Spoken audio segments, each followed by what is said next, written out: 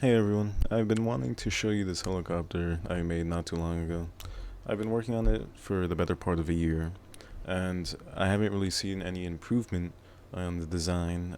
I've been trying to make it more maneuverable, although I haven't been successful in that, so I've decided to show it on YouTube and see what other people think about it. So this is a swashplate helicopter. A swashplate essentially allows a helicopter to go forward, backward, left, or right, and I've replicated it in plain crazy.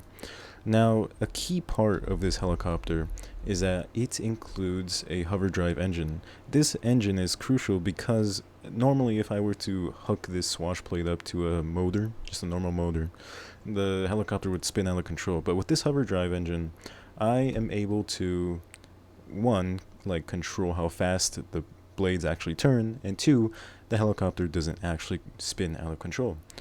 So let me lift off really quickly, and I want to show you how this swash plate lets me control the helicopter. Let's get a nice takeoff right here. Uh-oh. Okay. Oh. Oh god. Oh. Okay. So now we've taken off, and you can see, I mean, it functions like a pretty normal plain crazy helicopter. Although, there is one difference. I can move like so.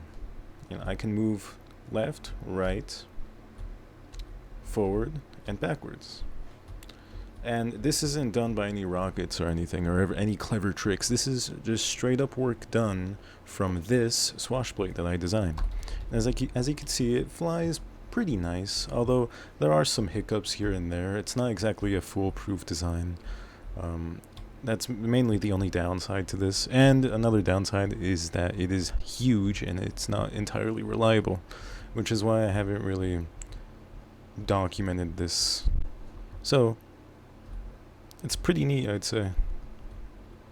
Now, this swash plate also allows me to change the pitch of the blades. So you can see right now, this trail isn't really centered, and that's because I have the blades at a certain angle. If I were to unrelease the motor too, as you can see, now it's flat and I'm gaining more lift, which allows me to go up faster and spin out of control apparently.